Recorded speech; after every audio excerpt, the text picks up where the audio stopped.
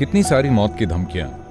वो निश्चित मारना चाहते हैं। केंद्र सरकार मुझसे कह रही है आपके पास अपनी सुरक्षा के लिए कम से कम 8 सशस्त्र पुलिस वाले होने चाहिए। जीसस को सूली पर क्यों चढ़ाया गया? गौतम बुद्ध को जहर क्यों दिया गया? सत्य की शक्ति ऐसी ही होती है। यह सोच समझकर किया जाता है। कुछ राजनीतिक ताकतें भी उनके साथ हैं। प्लीज इस पर 3 मिनट खर्च करें, बस इतना ही लगता है। नमस्कारम सद्गुरु। हाल ही में आपके खिलाफ कुछ आरोप लगाए गए हैं। निशाना बनाकर किए गए इन हमलों की क्या वजह है? अपने गुरु के खिलाफ ये सब नकारात्मकता देखकर मैं बहुत भावुक हो जाता हूँ। अगर ये मेरे गुरु के खिलाफ होता तो मैं भी भावुक होता, पर ये मेरे गुरु के खिलाफ नहीं है तो मैं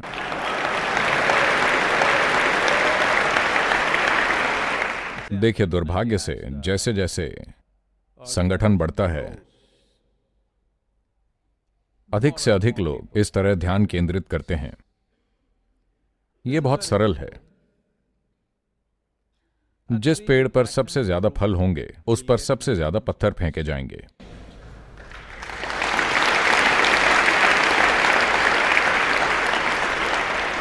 अगर यह बंजर पेड़ है तो कौन उस पर पत्थर फेंकेगा? क्योंकि पत्थर फेंकने में कुछ मेहनत लगती है ना? अगर बंजर पेड़ से कुछ नहीं मिलने वाला है तो कोई भी उस पर पत्थर नहीं फेंकेगा। जहां बहुत सारे फल हैं वहां हर समय पत्थर फेंके जाते हैं। तो पिछले 30 सालों से लगभग एक दिन भी बिना ब्रेक के इस तरह का कुछ ना कुछ संभालना होता है। हर दिन यह लगातार चल रहा है। लगभग कोई भी चीज और हर चीज जिसका किसी आदमी पर आरोप लगाया जा सकता है, जो एक आदमी कर सकता है और नहीं कर सकता, हर चीज, ये चीजें चलती रहती हैं। मेरी चिंता बस ये है कि मुझे फर्क नहीं पड़ता। कुत्ते को भौंकने में मजा आता है, लेकिन अगर आप भौंकने वाले कुत्ते को ठीक से नहीं संभालते तो वो काट सकता है। हम नहीं चाहते कि वो हमें काटे। इससे हमारे काम पर असर पड़ेगा। कई तरह से संसाधनों, समय और ऊर्जा की बर्बादी होती है। इस कोर्ट में जाने, उस कोर्ट में जाने, चर्चा, वकीलों के साथ अंतहीन बहस और बकवास से बहुत सारे संसाधन भी बर्बाद होते हैं। और बहुत से लोग जो दूसरे काम करते, उन्हें अनावश्यक रूप से इनमें फोकस करना पड़ता है। दुर्भाग्य से बहुत से लोग, A whole lot of people, ये हर जगह होने लगा है, लेकिन भारत की बात करें तो बहुत से लोग इस काम में लगे हुए हैं। यानी उनका करियर इस बात पर निर्भर है कि वो कैसे किसी को नीचे गिरा सकते हैं। वो बस यही करते हैं। ये उनके लिए फुल टाइम करियर है। हर तरह के आरोप। हाँ, सच में मैंने 10,000 एकड़ जंगल की जमीन ले रखी है। कम से कम वो मुझे इतनी जमीन दे दें तो मुझे आरोप से कोई समस्या नहीं है। मुझे आरोप से दिक्कत नहीं होगी अगर वो मुझे 10,000 एकड़ जमीन दे दें। नहीं, उन्होंने हमें 1 इंच नहीं दिए। आपको यह समझना होगा कि ईशा फाउंडेशन को सरकार से इस पूरे देश में कहीं भी, किसी भी जगह 1 इंच जमीन नहीं मिली है।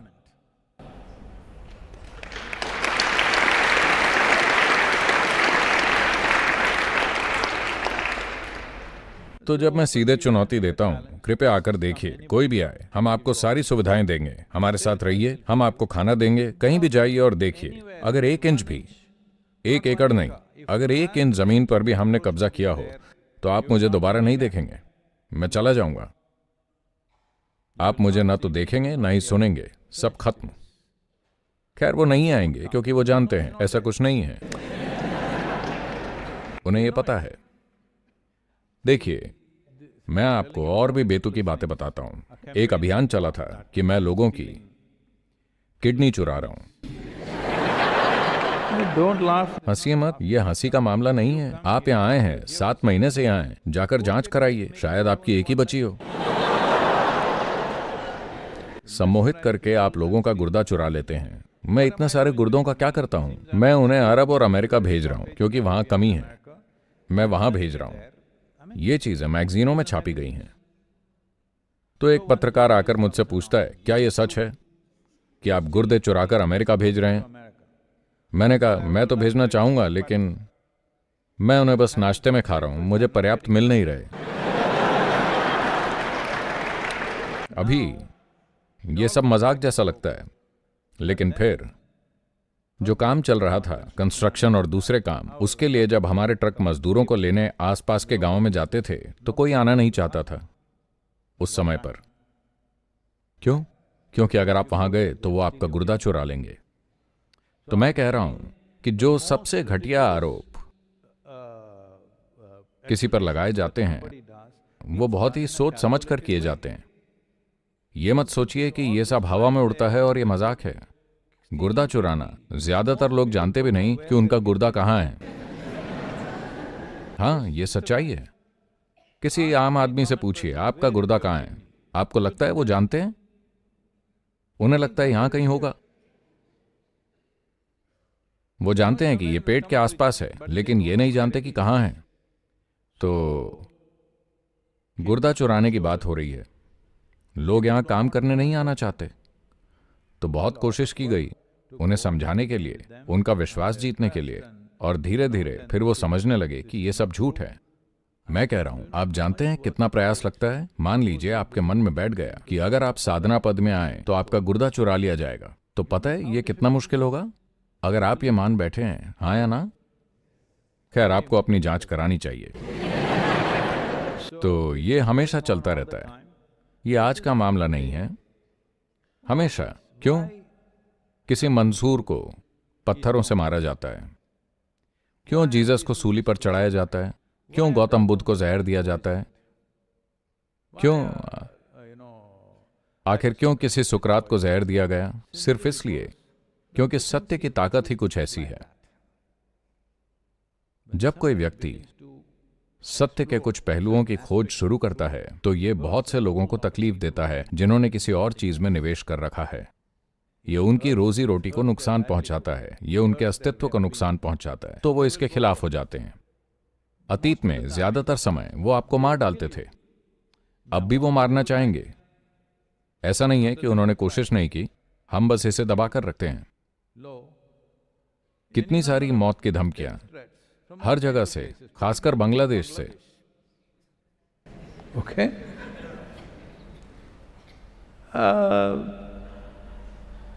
लोग मुझसे आकर कहते रहते हैं, यहां तक कि केंद्र सरकार भी मुझसे कह रही है कि मैं टॉप 600 राष्ट्रीय संपत्ति की लिस्ट में हूं, और वो कहते हैं आपके पास अपनी सुरक्षा के लिए हर समय कम से कम 8 सशस्त्र पुलिसकर्मी होने चाहिए। इसका मतलब है हमें हमेशा आश्रम में 24 पुलिसकर्मियों को रखना पड़ेगा। जहां भी मैं बैठूंगा, खड़ा होऊंगा, वो वहां होंगे। अगर मैं यहां हूं तो 4 यहां, 4 यहां होंगे। मैं इस तरह जीना नहीं चाहता। मैं ठीक हूं। अगर वो मुझे मारने के लिए इतने अधीर हैं तो देखेंगे। हम बस इसके प्रति सतर्क हैं, लेकिन हम हर जगह सुरक्षा नहीं चाहते। हम जहां जाएं वहां पुलिस ही पुलिस, पता है ना? हम ऐसे नहीं जीना चाहते। लेकिन क्या ये जोखिम है? हाँ, जोखिम है। हम कई तरीकों से इसे संभालने की कोशिश कर रहे हैं, लेकिन ये जोखिम है। देखिए, एक बात आपको समझनी होगी, मानवता के इतिहास में यह कभी नहीं हुआ। कई महान प्राणी आए, लेकिन उन्होंने केवल अपने आसपास हलचल मचाई, केवल अपने इलाके में थोड़ा असर पैदा किया, और उसी के लिए उन्हें मार दिया गया, क्योंकि उन दिनों मारना आसान था। आजकल मारना थोड़ा मुश्किल हो गया है, क्योंकि जो भी कानून व्यवस्था है और दूसरी चीजें हैं, लगभग हर देश में कोई ना कोई सुरक्षा बल है। तो आजकल वो आपको लोगों की नजर में मारने की कोशिश करते हैं, तरह तरह के आर्टिकल, वीडियोस, मैगजीन और बकवास बातों से, कोर्ट केस के जरिए। पिछले 30 सालों में एक भी ऐसा केस नहीं आया जिसकी सुनवाई हुई हो, क्योंकि उसमें कोई ठोस आधार नहीं है। देखिए, मैं कह सकता हूं आपने डायनासोर को मारा, और मैं कोर्ट में केस कर दूंगा। वो केस स्वीकार करेंगे, निर्भर करता है आपने कैसा वकील हायर किया है। तो आपने डायनासोर को मारा या नहीं?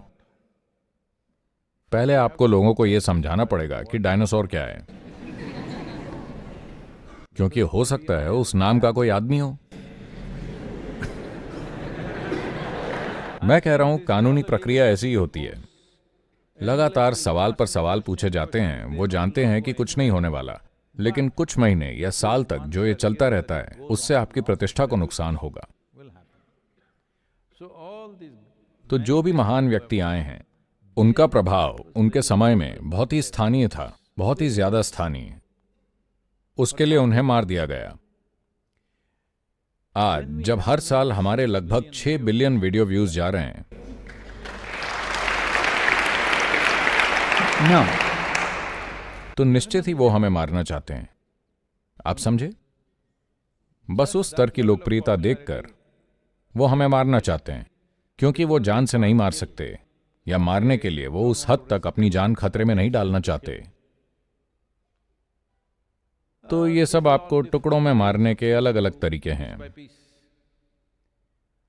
लेकिन उनकी हताशा ये है कि जैसे जैसे वो अपनी मुहिम चलाते जा रहे हैं, हम सिर्फ बढ़ते ही जा रहे हैं।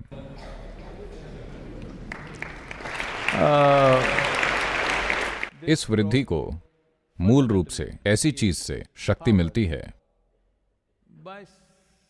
जिसे वो हरा नहीं सकते, लेकिन साथ ही इसे सावधानी से मैनेज किया जा रहा है। बहुत सारा मैनेजमेंट हो रहा है।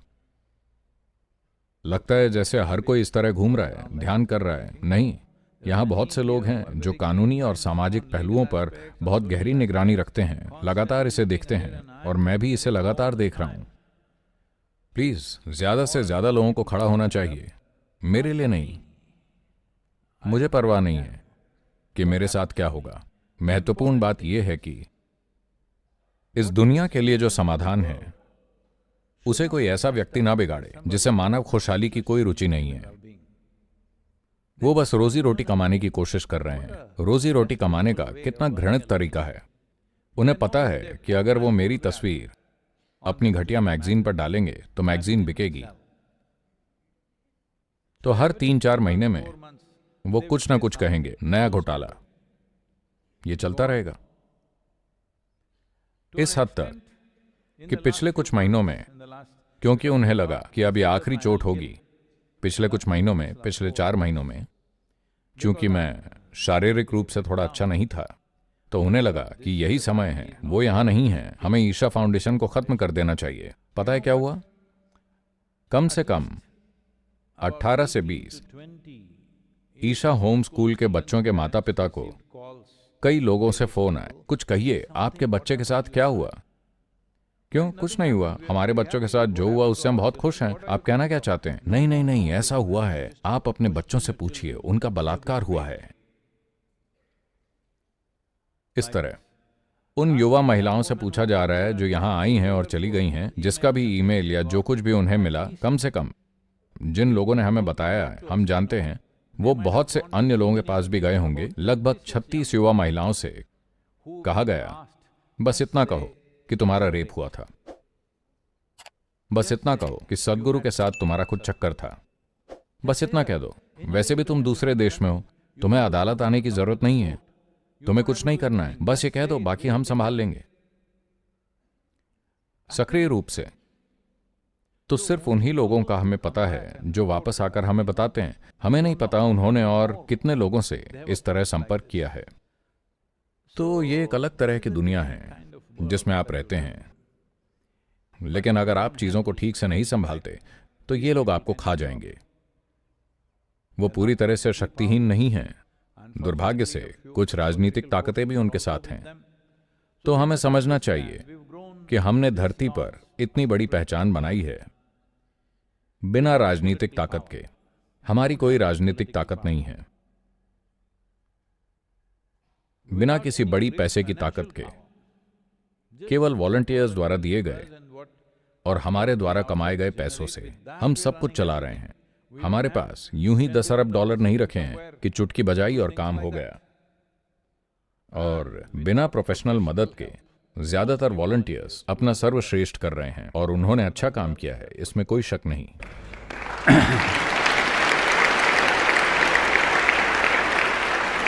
So, आप में से जो सोच रहे हैं अगर मैं सेवा करूंगा तो मेरी साधना चली जाएगी, अगर मैं साधना करूं तो मेरी सेवा चली जाएगी। पिछले 3-4 महीनों से मैं, कम से कम पिछले 3 महीनों से जब मैं अमेरिका में था, तो यहां कुछ लोग जिनके लिए यहां रात है और मेरे लिए दिन, पूरी रात के किसी भी समय वो मेरे साथ फोन पर होते थे। हम इस बारे में क्या करें, उस बारे में क्या करें, और फिर मेरे लिए पूरी रात अमेरिका में सुबह 2 बजे 3 बजे मैं उनके साथ फोन पर होता था, सिर्फ मैनेज। अब हमने उन सभी को लगभग मात दे दी है और वो शांत है, लेकिन इसमें बहुत सारा अनावश्यक समय लगता है। अगर आप उतना काम किसी सकारात्मक चीज में लगाएं तो बहुत कुछ होगा। दुर्भाग्य से इसमें हर दिन बहुत सारा समय और ऊर्जा लगती है, लेकिन मैं समझता हूं ये लोकप्रियता की पीड़ा है। आप में से और लोगों को खड़े होकर इन्हें संभालना चाहिए। 3 minutes. अगर आपको लगता है कि हम जो कर रहे हैं वो सार्थक नहीं है तो छोड़ दीजिए। जो आपको सार्थक लगता है, जो आपको अच्छा लगता है, अगर आप उसे इस दुनिया में नहीं बढ़ाते तो मैं चाहता हूं कि आप समझें कि तब आप बुराई के स्रोत हैं। वो अपना काम कर रहे हैं, आप कुछ नहीं कर रहे हैं। Hello? वो लोग कम से कम अपना काम कर रहे हैं, उनका जो भी बुरा काम है आप वो भी नहीं कर रहे हैं। ये बेवकूफी है ना? जिसे आप अच्छा मानते हैं प्लीज उस पर 3 मिनट खर्च करें, बस इतना ही लगता है। आप नहीं कर सकते? कल से मैं देखता हूं 1000 ज्यादा ट्वीट होने चाहिए।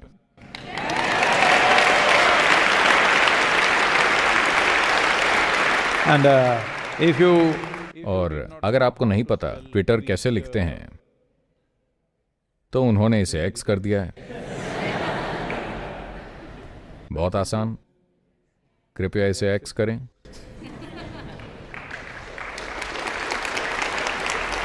सवाल ये था कि आप खुद को कैसे संभालते हैं। यही वो बात है। अगर आप 100% स्पष्ट हैं कि आप जो कर रहे हैं वो सकारात्मक है और सबकी खुशहाली के लिए है, तो कोई क्या कहता है कोई फर्क नहीं पड़ता।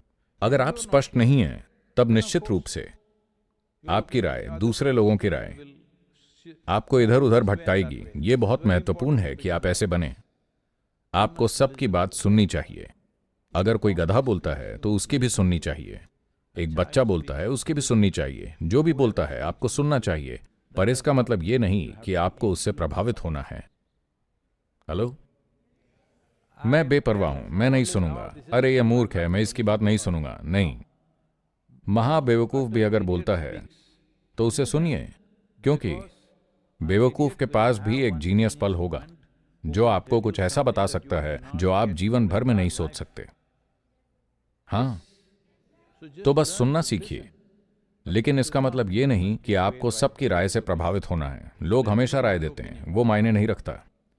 तो सुनिए, लेकिन आपको जिस विवेक की जरूरत है वो ये कि अगर आपने अपने भीतर किसी चीज को सत्य के रूप में स्थापित कर रखा है, उसे आपने गढ़ा नहीं है बल्कि खुद महसूस किया है कि यह जीवन का सत्य है, सरल सा सत्य। बस अगर मैं यहां बैठता हूं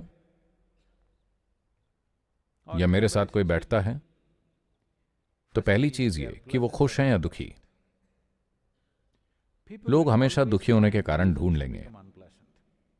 ठीक है, मैं दुखी हूं क्योंकि पता है उन्होंने मेरे साथ क्या किया, ये हुआ वो हुआ। कोई बात नहीं, अगर वो दुखी हैं तो उनके शब्दों को न लें। वो जो कहना चाहते हैं कह सकते हैं। उनके पास अच्छे कारण हो सकते हैं, इससे फर्क नहीं पड़ता। उन बातों को जाने दें, उन्हें छोड़ दें। और अगर कोई खुश है,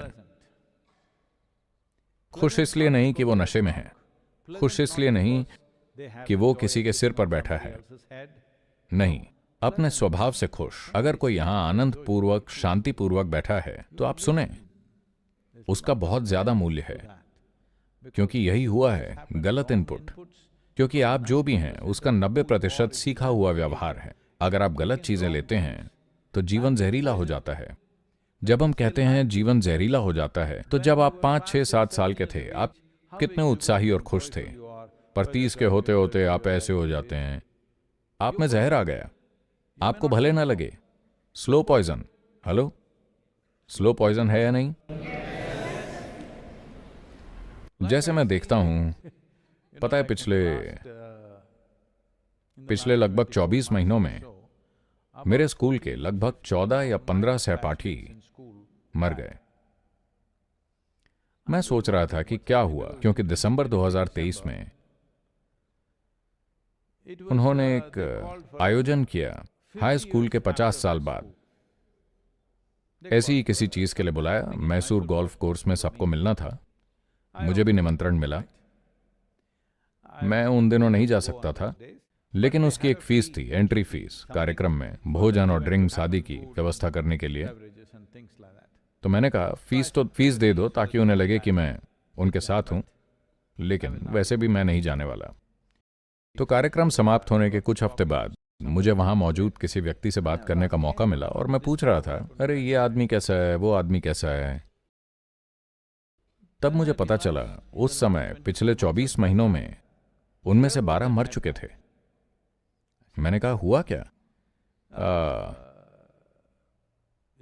क्या 1973 बैच शापित है, वो इस तरह से मर रहे हैं? फिर मैंने थोड़ा शोध किया और पाया कि दुनिया की केवल 20% आबादी ही 75 को पार कर पाती है। दुनिया की केवल 12% आबादी ही 80 को पार कर पाती है। दुनिया की केवल 6% आबादी ही 84 को पार कर पाती है। इस बात को भी ध्यान रखते हुए कि कुछ देशों में लोग बहुत लंबा जीते हैं, कई देश हैं जहां लोग 90-100 साल तक जीते हैं, उन्हें भी शामिल करके औसत इतना है। और अब पिछले 4-5 महीनों में 3 और मर गए, बस यूं ही मर गए, मेरी ही उम्र के। और फिर 3 महीने बाद मार्च में मैंने भी लगभग दम तोड़ दिया था। बेशक लापरवाही से, लेकिन फिर भी मैंने किया। मैं आपको ये इसलिए बता रहा हूं क्योंकि यही जीवन की प्रकृति है। ये बहुत ही कम समय होता है। हम कितना जीवन सकारात्मक चीजों के साथ हैं, कितना जीवन नकारात्मक चीजों के साथ समय बिता रहे हैं, इससे फर्क नहीं पड़ता। लोग गंदगी उछाल रहे हैं, क्या हम उससे खाद बनाएंगे या हम खुद गंदगी बन जाएंगे, या क्या हम इससे बचने के लिए पहाड़ों में भाग जाएंगे? ये विकल्प हमारे पास हैं। मुझे आपको ये कहानी सुनानी चाहिए। 1994 में ईशा योग केंद्र, एक भव्य केंद्र जो सिर्फ 14 एकड़ जमीन का टुकड़ा था, ये तब नहीं था, वो हिस्सा केवल 14 एकड़। और हमारे भव्य केंद्र में एक बड़ी झोपड़ी थी जो गिरती रहती थी और हम उसे खड़ा करते रहते थे। अब वो झोपड़ी वहां कैवल्य कुटीर में बदल गई है। ये सिर्फ एक बड़ी झोपड़ी थी जो इस तरह से खड़ी थी क्योंकि सब कुछ कैशोरीना खंभों से बना था। वो ऐसे झुक जाते थे, हर बारिश में वो ढह जाते थे और हम फिर उन्हें खड़ा करते। हम वहीं रह रहे थे। केवल महिलाओं के लिए बाथरूम था, पुरुष जंगल में जाते थे। ये योग केंद्र था। लेकिन तब तक कोयंबटूर शहर में चर्चा होने लगी थी, हर कोई बात कर रहा था योग योग योग की। तो कुछ प्रमुख लोग, उनमें से लगभग 100 लोग कोयंबटूर शहर में मिले और उन्होंने बिल्कुल यही शब्द कहे, ये योग एक बीमारी की तरह फैल रहा है, हमें इस बारे में कुछ करना चाहिए। वो प्रमुख लोग हैं क्योंकि कोई कताई मिल, कोई बुनाई मिल, कोई कुछ चला रहे थे। उन्होंने थोड़ा पैसा कमा लिया था, या उनके पास नोट छापने की नकली मशीन थी, कईयों के पास। तो ये समाज के प्रमुख स्तंभ हैं। वो मिले और उन्होंने कहा, हमें बस 2 ट्रक लोगों को भेजना चाहिए और ईशा योग केंद्र को ढा देना चाहिए, क्योंकि ये इतना आसान था। उन्हें बस एक माचिस की जरूरत थी। एक माचिस के जलते ईशा योग केंद्र धुएं में उड़ जाता। फिर एक बूढ़े आदमी, एक बुद्धिमान बूढ़े आदमी जो अब नहीं रहे, उन्होंने कहा, तुम नहीं जानते कि तुम किससे उलझ रहे हो। अगर तुम उस पर पत्थर फेंकोगे तो वो उनसे भी कुछ बना लेगा। उस पर पत्थर मत फेंको।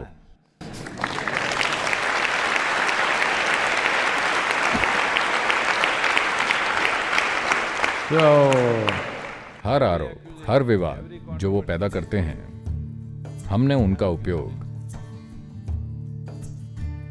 अधिक प्रभावशाली बनने, अपने लोगों को मजबूत करने के लिए किया है। क्योंकि लोग ऐसे हैं, जब तक कोई संकट नहीं आता वो सुस्त हो जाते हैं। क्या आप भी ऐसे हैं? यही आपको बदलना है। आपको सक्रिय होने के लिए संकट की जरूरत नहीं होनी चाहिए। आपको अच्छे समय में सक्रिय होना चाहिए, तभी सबसे अच्छी चीजें होंगी। युद्ध आता है तब मैं बिल्कुल सक्रिय होता हूं। नहीं, युद्ध यानी आजकल ये देशों के बीच होता है, जनजातियां नहीं रही। तो अगर युद्ध होता है तो आप देश के लिए मरने को तैयार हैं। नहीं, जब युद्ध ना हो तो आपको देश के लिए जीना चाहिए, है ना? अगर वो आपके लिए इतना महत्वपूर्ण है तो